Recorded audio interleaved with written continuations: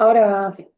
Buenas tardes a todas y todos. Bienvenidos y bienvenidas a un nuevo ciclo de encuentros y conferencias y conversatorios, porque bueno, estas actividades de estos lunes son bastante dinámicas. Si no me equivoco, el quinto año que estamos realizando, después la doctora Taliercio me va a arreglar cualquier cosa, pero lo estamos encontrando en nuestro quinto año de este ciclo de jornadas, de charlas. Y agradecerles a todos ustedes por seguir acompañándonos, seguir eligiéndonos, por apostar a seguir formándose. Y agradecerle también a los docentes que nos acompañan en todos los encuentros, en este caso del doctor Roeda.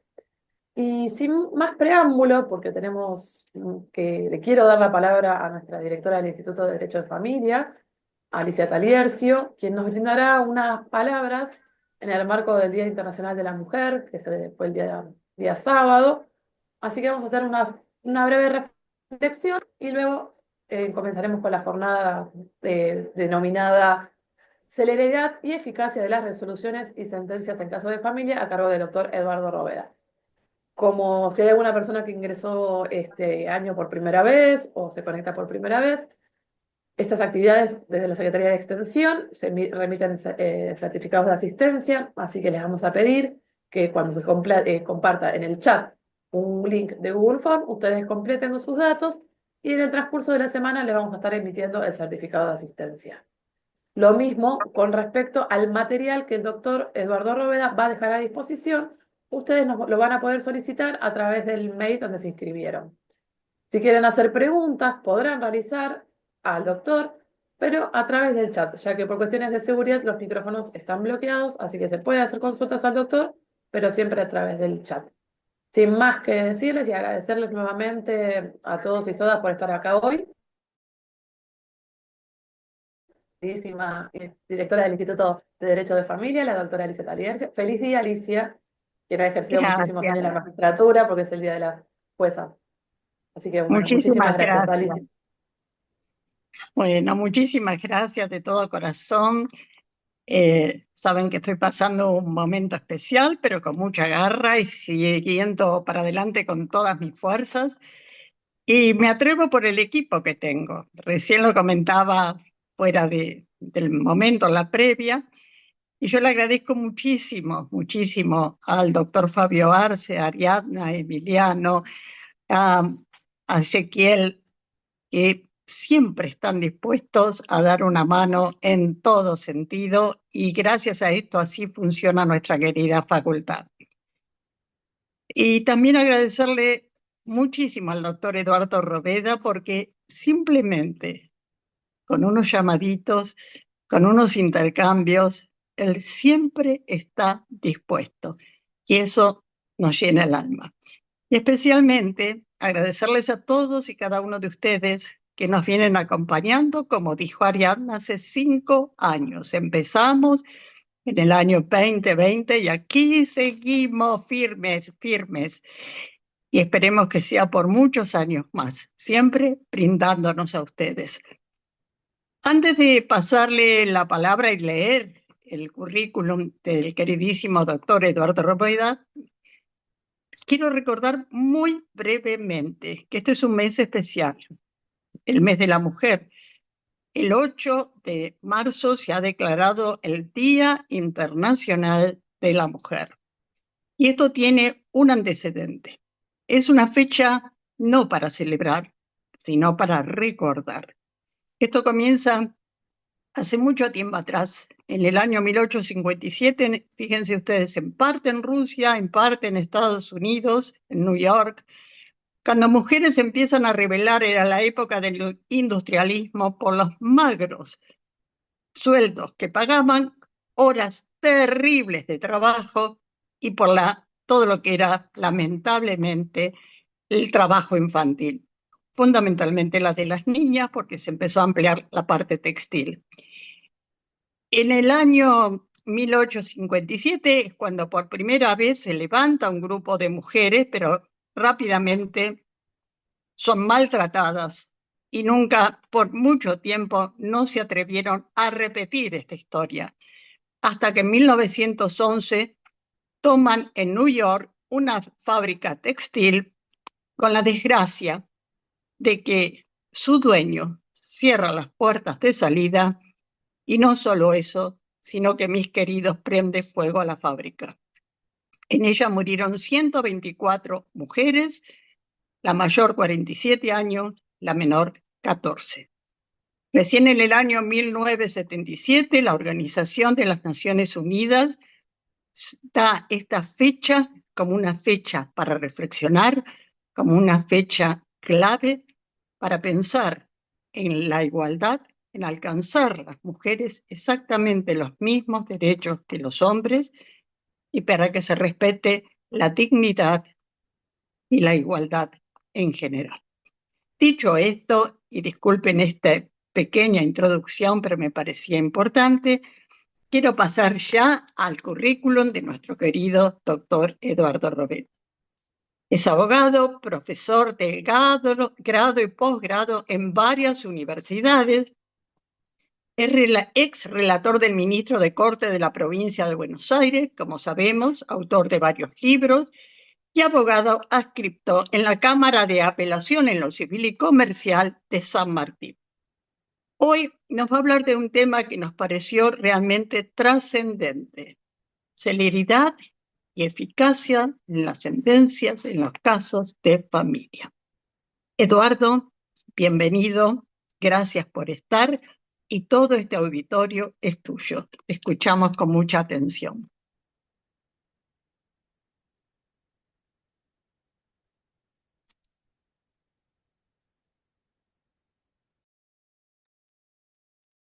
¿Me escuchan ahí? Perdón, estaba muteado y no lograba desmutearme. Muy buenas tardes. Es un gran honor para mí inaugurar, si se quiere, este ciclo lectivo 2025 de la Universidad de Derecho de la Universidad de Lomas de Zamora, de la Facultad de Derecho de Lomas de Zamora. Es para mí un honor que me hayan elegido para abrir el curso. Ya creo que es el segundo o tercer año consecutivo que tengo ese honor, así que ya me lo he apropiado y me ofendo si no arranco yo. Así que prepárense. Hago mías las palabras de Alicia con relación al Día de la Mujer, no voy a agregar más, pero sí me voy a permitir un minutito para recordar en el día de hoy que la semana pasada falleció eh, el doctor Esteban Chenu, Luis Esteban Chenu, ex ministro de la Corte de la Provincia de Buenos Aires, con quien tuve el honor de trabajar como relator durante más de 2 años y a quien realmente me sorprendió tanto por su don de gente como por su cabal entendimiento de lo jurídico y de la problemática jurídica sin algo que yo de alguna manera, como él venía del campo de la política, yo de alguna manera subestimaba y me sorprendió muy gratamente. Así que permítanme dedicarles a él este encuentro del día de hoy, al menos de mi parte, ¿sí? Y bueno, antes de comenzar, como siempre hago las mismas advertencias. En esta casa somos 2 personas y 2 perros, así que en algún momento, como los perros carecen de la lógica de la oportunidad, mérito y conveniencia, en algún momento nos van a interrumpir. Desde ya les pido disculpas por eso, no es algo que pueda evitar. Eh, Más en el día de hoy que la grande está fuera de casa y la chiquita está dentro, así que en algún momento se va a producir algún tipo de conflicto por una afuera y otra adentro. Y así que desde ya les pido disculpas por eso. Las preguntas van por chat y al final, porque es la disposición de la organización. Y invitarlos a que me sigan en mi perfil de Instagram, que es @eduardo.roveda, donde estoy compartiendo también material y demás desde el momento de la pandemia, ¿sí? Y en mi perfil de YouTube también, que tiene el mismo nombre. ¿Sí? Dicho todo esto, si les parece, vamos a comenzar con nuestro encuentro de hoy y le propuse a la doctora Taliercio comenzar, tal vez no analizando algunos de los temas claves, o sea, de los temas troncales de la materia derecho de familia, sino un tema que tiene una connotación de naturaleza procesal y que de alguna manera se vincula directamente con la tarea de los operadores jurídicos en materia de derecho de familia. ¿Por qué? Porque todos sabemos que cuando abordamos un caso de derecho de familia, sea en el estudio, sea en el ejercicio de la magistratura, sabemos que ese conflicto familiar en muchas ocasiones tiene escasa posibilidad de ser resuelto en los tribunales. Y ustedes se preguntarán, pero bueno, hay una justicia especializada. Claro, el problema, y este tal vez es uno de los primeros desafíos que tiene todo aquel que estudia el derecho de familia, es que en general las personas que acuden o al colega profesional o eventualmente a través del colega profesional al órgano jurisdiccional, no esperan una resolución de un conflicto familiar, sino en definitiva una documentación o un reconocimiento jurisdiccional que poco tiene que ver con el conflicto. Hace muchos años leía un libro sobre sociedades familiares de Fabián Dubois, investigando para un tema de régimen de bienes del matrimonio, y escuché de él o leí de él un concepto muy interesante que les comparto. Él decía, en todo conflicto relativo a una empresa familiar hay que analizar el problema personal subyacente. Es decir, la discusión podría ser los alimentos, la discusión podría ser el divorcio, la discusión podría ser la compensación económica, pero en realidad entre esas personas que intervienen en ese conflicto familiar hay conflictos de bases que no pasan por una resolución judicial, de cómo se produjo la ruptura, de cómo se comprometió alguno de ellos con los niños con posterioridad a esa ruptura, de la existencia de terceros o terceras personas que eventualmente incidieron en esa ruptura familiar, ¿sí? De lo querido o no querido de una relación amorosa. En todos esos casos, el conflicto familiar subyace al pedido judicial, que tal vez es alimentos, que tal vez es compensación económica, que tal vez es reclamación de filiación. Pero en realidad está ese otro conflicto que el operador jurídico debe detectar si quiere dar una respuesta judicial adecuada a esa problemática. Cuento una anécdota personal de cuando hace muchísimos años ejercía la profesión. Yo tenía un cliente que estaba demandado por alimentos. Fuimos a la audiencia, yo en ese momento no tenía auto, entonces el cliente que vivía cerca de mi casa me ofreció pasarme a buscar y llevarme a la audiencia que teníamos, ¿no? Bueno, me pasó a buscar y cuando me pasó a buscar con su nueva pareja. Fuimos en el auto, llegamos a tribunales, bajamos. En ese momento recién empezaban los tribunales de familia, la consejera de familia muy hábil, muy buena consejera en el Departamento Judicial de Quilmes, y terminamos arreglando una cuota de alimentos a favor de sus dos hijas. ¿Sí? Bueno, terminó la audiencia, firmamos el acta, todo bien, el asunto estaba terminado, te llevo de vuelta, dale, y me subí de vuelta al auto. Entonces él le comenta a la nueva pareja el arreglo al que había llegado. Y la nueva pareja inmediatamente le dice, pero vos eso no lo podés pagar. Y adivinen qué, jamás cumplió con la cuota que había pactado.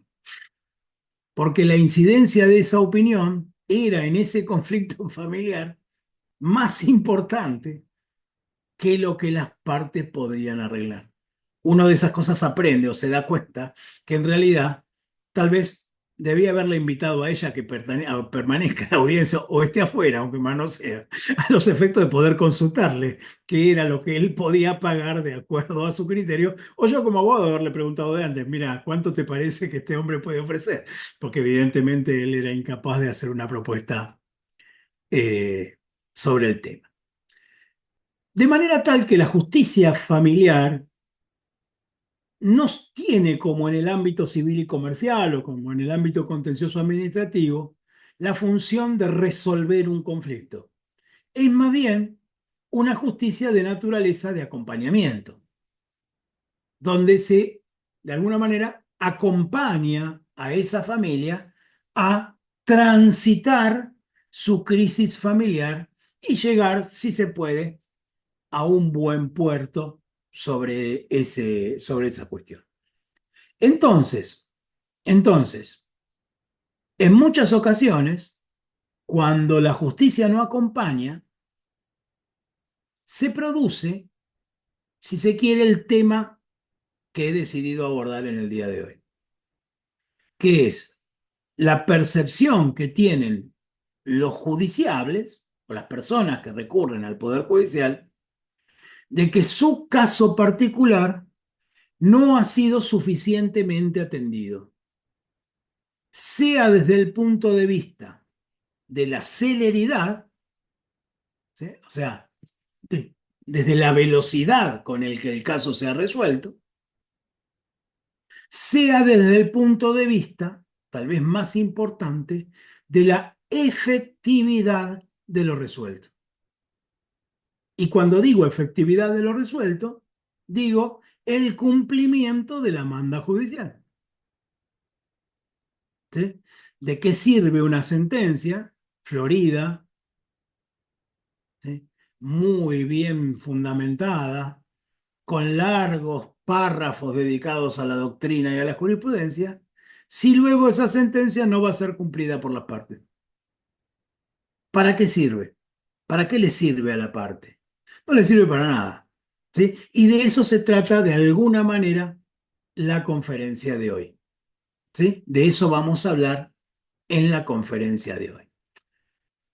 El Código Civil y Comercial recoge y recoge la orientación jurisprudencial y doctrinaria predominante y determina la creación de un título dentro del libro de las relaciones familiares dedicada a los procesos de familia. O sea, en ese sector del código, específicamente en el artículo 706, que habla de los principios generales del proceso familiar, se pone especial énfasis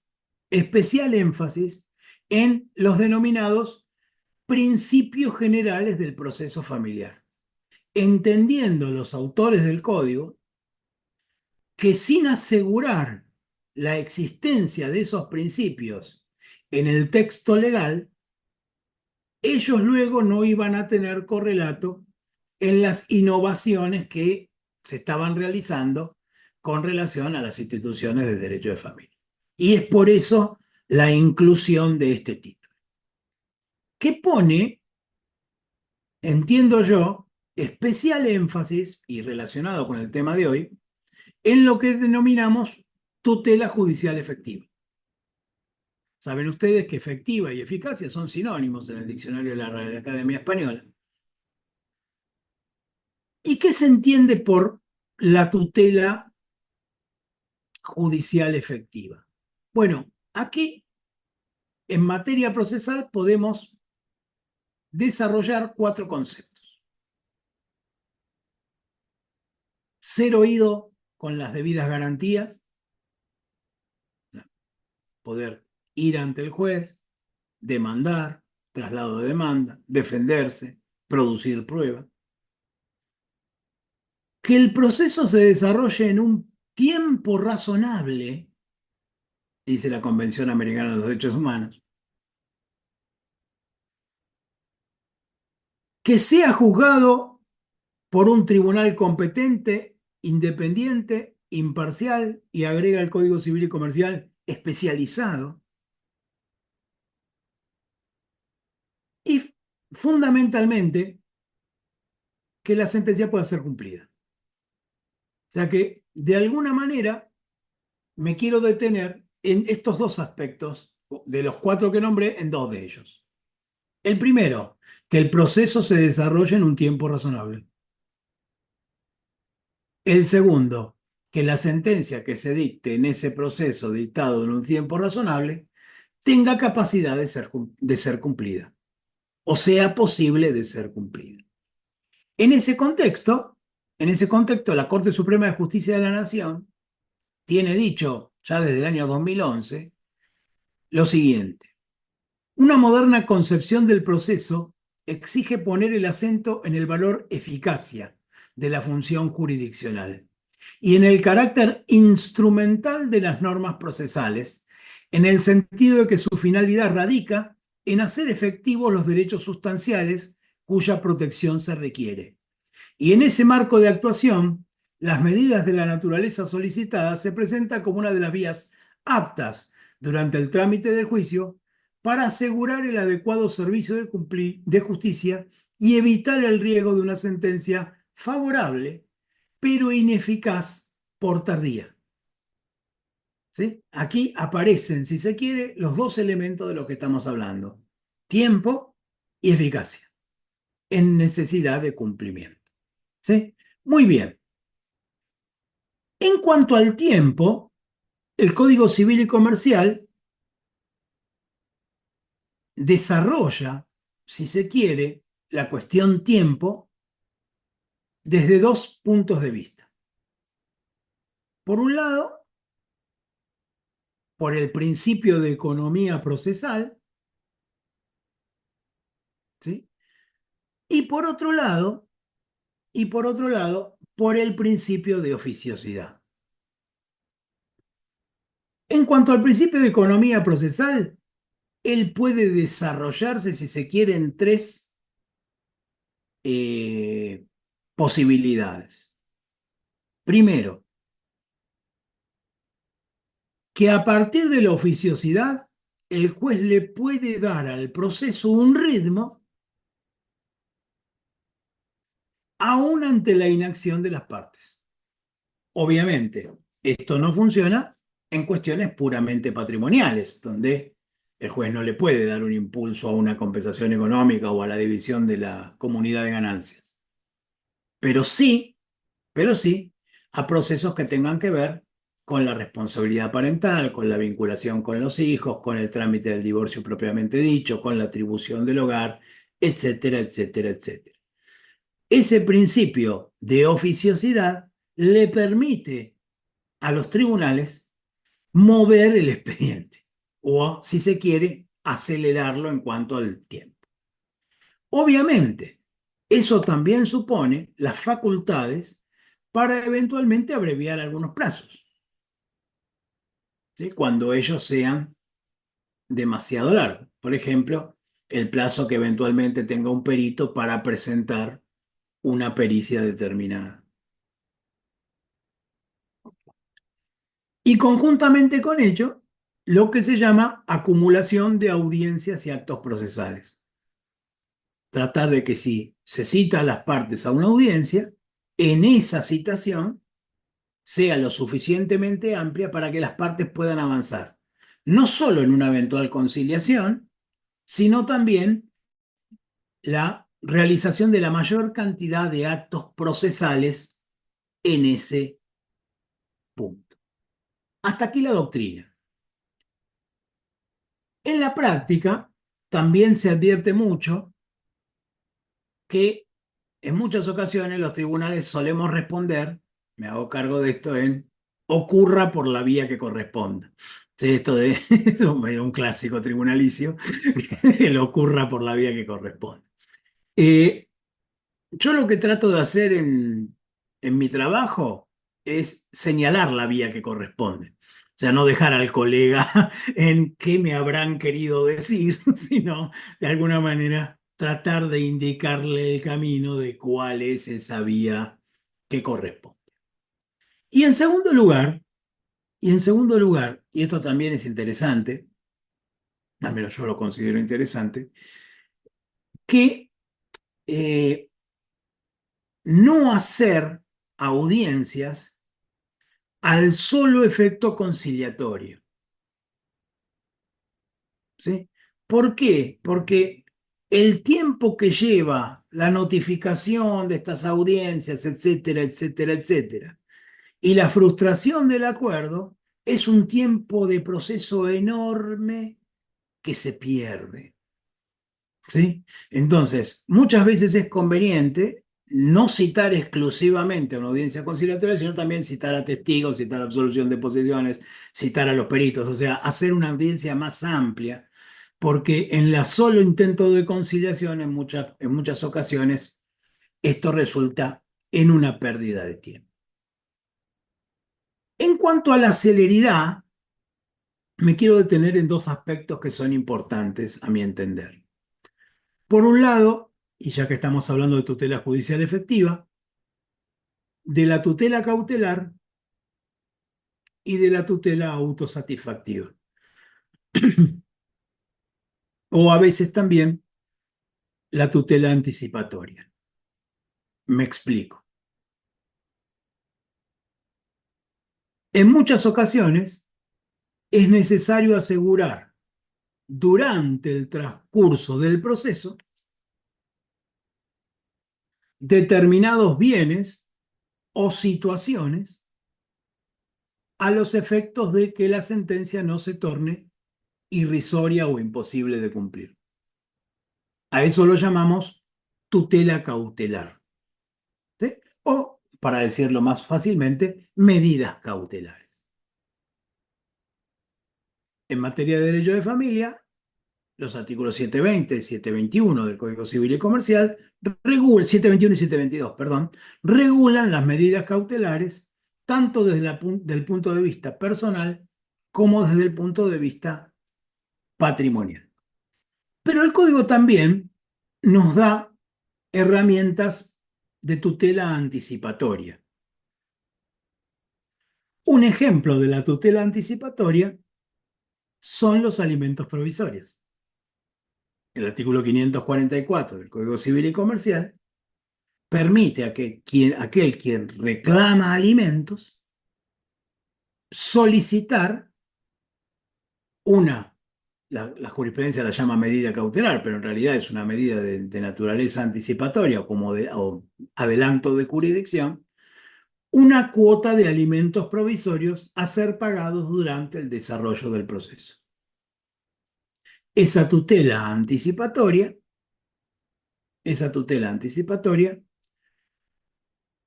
importa la necesidad de quien la solicita de probar el vínculo.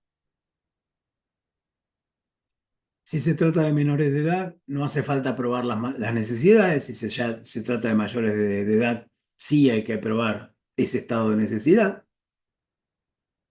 Y una estimación de los ingresos del demandado.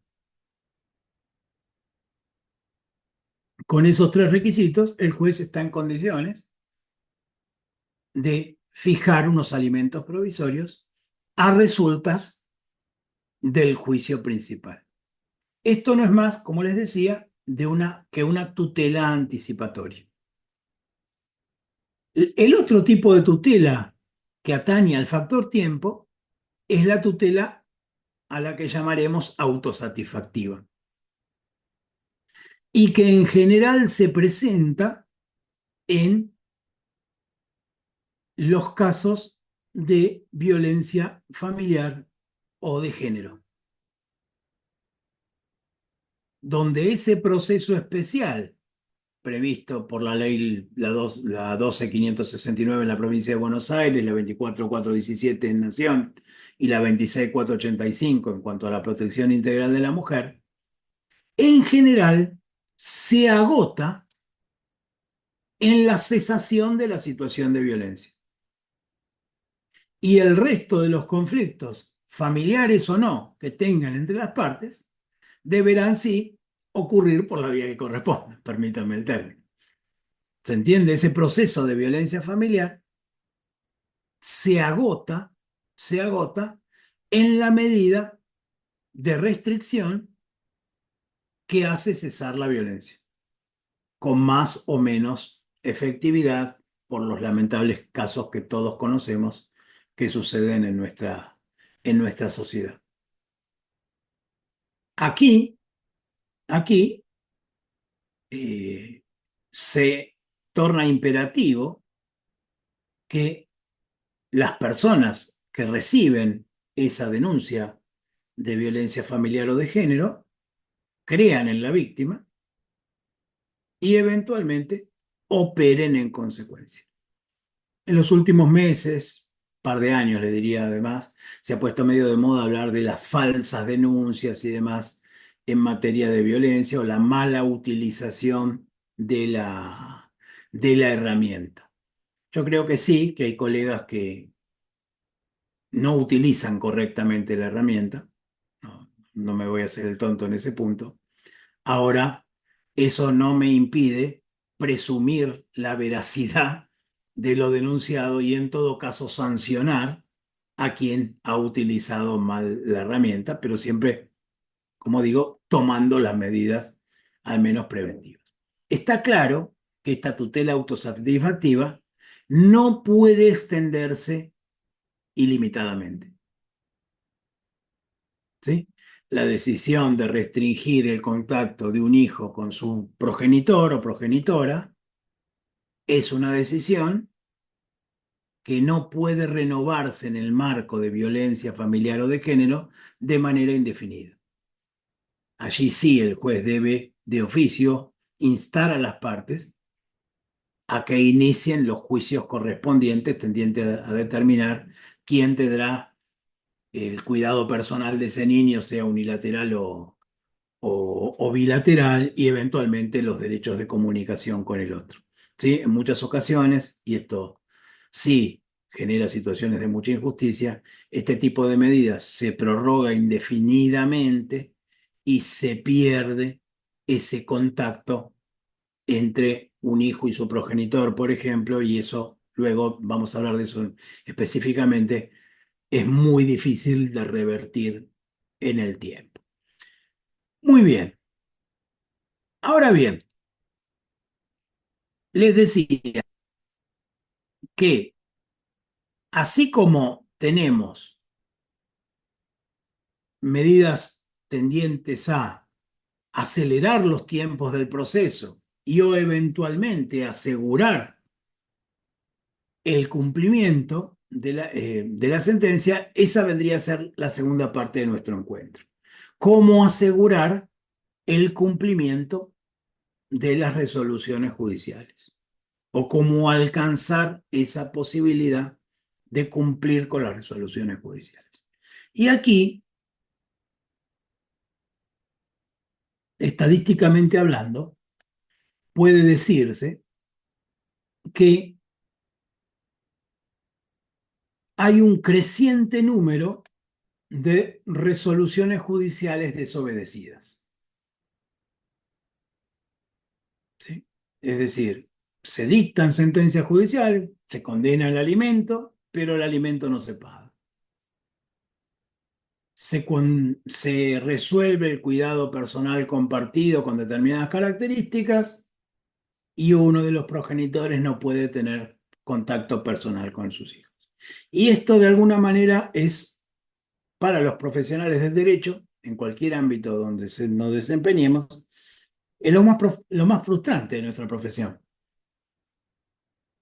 Hemos hecho un buen trabajo, hemos obtenido una buena sentencia, estamos contentos con lo que hemos hecho, y sin embargo la parte viene y nos dice, sigo sin ver a mi hijo.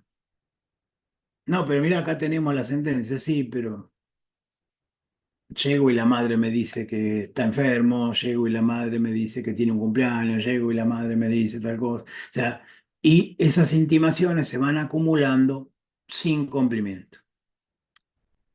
¿Por qué sucede esto? ¿Por qué son las sentencias judiciales en materia de familia difíciles de cumplir? Bueno, por un lado, y hay que hacerse cargo de eso, el deterioro que tiene frente a la sociedad la justicia. Por unos pocos jueces que trabajan en determinado lugar, todo lo que ustedes quieran. Pero ese deterioro se extiende hacia todos.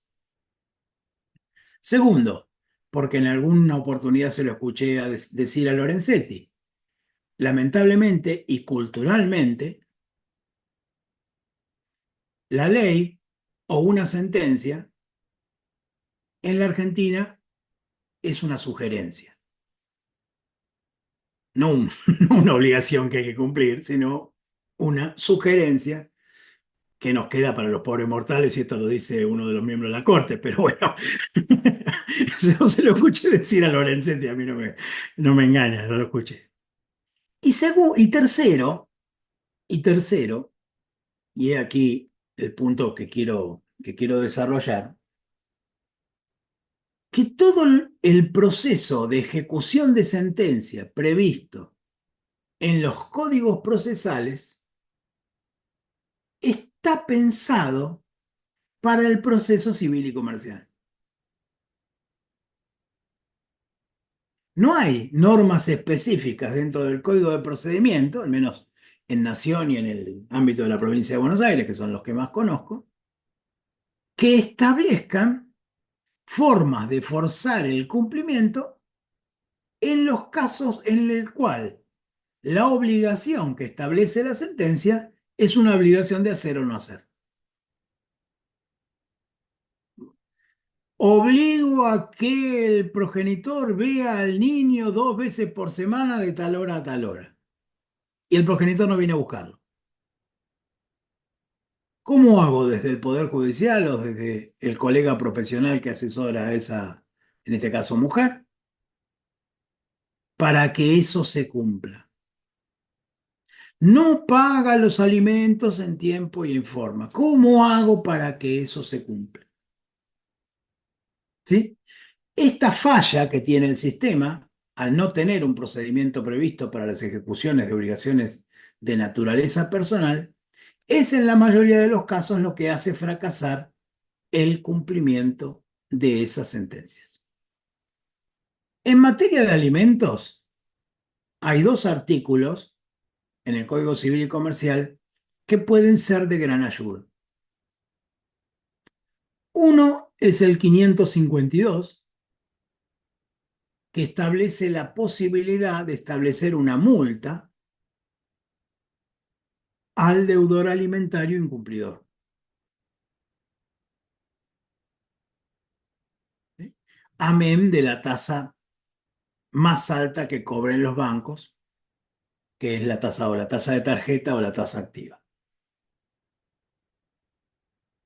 Y la segunda norma es el 553, que establece la posibilidad que tienen los jueces de establecer sanciones adicionales para el caso de incumplimientos reiterados.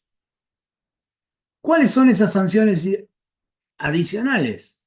Bueno, hay muchas. Puede ser prohibirle salir del país, puede ser impedirle ir a su club de referencia. Hay un fallo de San Isidro que le impide ir a jugar a un deudor alimentario que era profesor de rugby, jugador de rugby de uno de los clubes de San Isidro, donde se le prohibió jugar en veteranos y se le prohibió entrenar a los chicos, a los que entrenaba. Puede ser inscribirlo en el registro de deudores alimentarios, lo cual cierra determinadas posibilidades para conducir, por ejemplo, para que no se pueda renovar el registro o para ingresar a organismos estatales. Puede ser, había un juez en Rawson que le había establecido a un deudor alimentario que tenía que concurrir a la comisaría un viernes a la noche, tenía que ir el viernes a la noche y se podía ir de la comisaría el lunes a la mañana, o sea, tenía que pasar el fin de semana detenido y no lo detenía más tiempo porque de lunes a viernes tenía que trabajar. No sé, finalmente yo leí el fallo de primera instancia, no vi luego qué pasó con la Cámara en ese caso.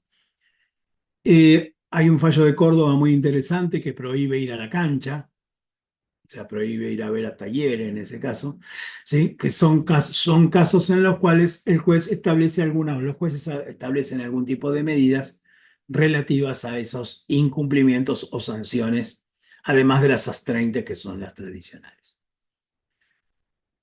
En cuanto a el cumplimiento de las sentencias que establecen obligaciones de hacer, aquí la cuestión es más complicada. O sea, ¿cómo hacer cumplir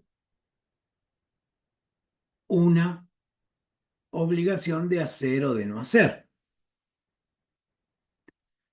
Y en este caso hay que ser muy cuidadoso en el estudio del caso por caso a los efectos de no generar un daño adicional, sobre todo cuando se trata de medidas de revinculación con hijos. ¿Sí? En esos casos, la doctrina mayoritaria recomienda algunas medidas que paso a exponer brevemente. Vinculación en ámbitos controlados, ¿sí? Que el progenitor concurra a determinado lugar donde los hijos se hacen presentes con con un personal de juzgado, con un asistente social que eventualmente monitorea ese encuentro. Auxilio de trabajadores sociales, en los juzgados existen equipos técnicos, pero eventualmente nombrarlos como perito en el expediente, que eventualmente colaboren en esa tarea. Apercibimiento de reconsiderar el cuidado personal cuando este es unilateral o eventualmente compartido. O sea, cambiar el estatus del niño en cuanto al cuidado personal ante los reiterados incumplimientos. Designación de tutores especiales o abogados del niño. Y uno que es tal vez el más polémico son las obligaciones de realizar terapia bajo mandato judicial. En muchas ocasiones los jueces ordenan al demandado o a la parte actora realizar algún tipo de terapia psicológica a los efectos de ordenar la revinculación. Sobre este punto en particular hay posturas encontradas. ¿Por qué hay posturas encontradas? Bueno, porque en definitiva todos sabemos que los ámbitos de terapia solo funcionan en aquellos casos donde uno va voluntariamente a analizar. Ahora, si uno no reconoce que tiene un problema, por más que se siente horas y horas frente al psicólogo, probablemente no avance en absolutamente nada. ¿Sí? Eso ha dividido a la doctrina. Autores como Dilela, por ejemplo, sostienen que este tipo de terapias no pueden ser ordenadas, y autores como Mauricio Misraje entienden que es posible por parte de los jueces obligar a la realización de terapias psicológicas eventualmente. Muy eventualmente puede recurrirse a la utilización de la fuerza pública, ¿sí? A sabiendas que esa utilización de la fuerza pública va a generar en los niños una huella que va a ser muy difícil de revertir en el futuro, ¿sí? Yo diría que es solo recurrible a la fuerza pública en casos extremos. La privación de la responsabilidad parental y finalmente la existencia de sanciones penales, ¿sí? El delito de impedimento de contacto, perdón, o el delito de incumplimiento de los deberes de asistencia familiar previstos en la ley penal. Como verán, en este punto en particular y en cuanto a la eficacia de este tipo de medidas, las probabilidades de éxito son pocas, ¿sí? Por eso muchas veces desde nuestro carácter de operadores del derecho tenemos que, ahí ladró la perrita, vieron que les dije, eh, vieron que les advertí, en en esos casos es conveniente agotar herramientas de negociación o de mediación a los efectos de alcanzar algún tipo de acuerdo, aun cuando no sea del todo satisfactorio para las partes. Para terminar, me permito una, compartir con ustedes una frase de Peirano que me gusta mucho, recientemente fallecido, así que vaya también como un homenaje al maestro Peirano, que es la siguiente. La ejecución de la sentencia forma parte del derecho fundamental a la tutela efectiva de los jueces. En caso contrario, las decisiones judiciales y los derechos que en las mismas se reconocen o declaran no serían otra cosa que meras declaraciones de intenciones, sin alcance práctico ni efectividad alguna. Ese es el desafío para todos nosotros. Vuelvo a agradecer a las autoridades de Lomas de Zamora y naturalmente abrimos a cualquier pregunta que quieran realizar. ¿Cómo? Sí, hay una pregunta de Silvia Bustos. Cumplí con el tiempo, ¿eh? ¿Vieron? Perfecto. Hice caso. Perdón. Bueno, hay una pregunta de Silvia Bustos que dice, en las sanciones adicionales, muchas veces igualmente no se cumplen. Por ejemplo, no entrar a la cancha de fútbol. ¿Cómo se controla que realmente tenga el impedimento de ingresar a la cancha? Esa es una de las preguntas. Bueno, ahí depende mucho también del sistema que tenga el club para el ingreso. Hay clubes como River o como Boca que tienen un sistema biométrico. Entonces, con enviar los datos biométricos debería ser imposible ingresar a la cancha. Hay otros casos donde uno tiene que mostrar un determinado QR que te llega solo si tenés la entrada. En esos casos, con bloquear la aplicación sería suficiente para no permitirle el ingreso. En otras canchas del ascenso se me ocurre más difícil, sin ninguna duda. Eh, bueno, después no hay más preguntas, pero hay muchos agradecimientos. Hay más, creo que usted también lo ve. Excelente, un lujo escucharlo, muchas gracias. Ah, acá hay otra, apareció una acá al último. A ver, Marcos Viera, me acordé justo. ¿Cuál es la herramienta jurídica para hacer cumplir los alimentos provisorios? Marcos Viera. gracias Marcos por la pregunta. Bueno, en cuanto a los alimentos provisorios, yo les adelantaba que en general con la demanda de alimentos el abogado de la parte actora suele pedir los alimentos provisorios y que en la mayoría de los juzgados, al menos en la práctica de San Martín, que es donde me desempeño, se los dictan en primera resolución, o sea que la solución es rápida. Ahora, la posibilidad de forzar el cumplimiento va a depender en muchas ocasiones de el tipo de actividad que realice el demandado. Si el demandado trabaja en el sector formal, es decir, tiene un empleador, bastará con un oficio al empleador para que retenga la suma para conseguir el cumplimiento.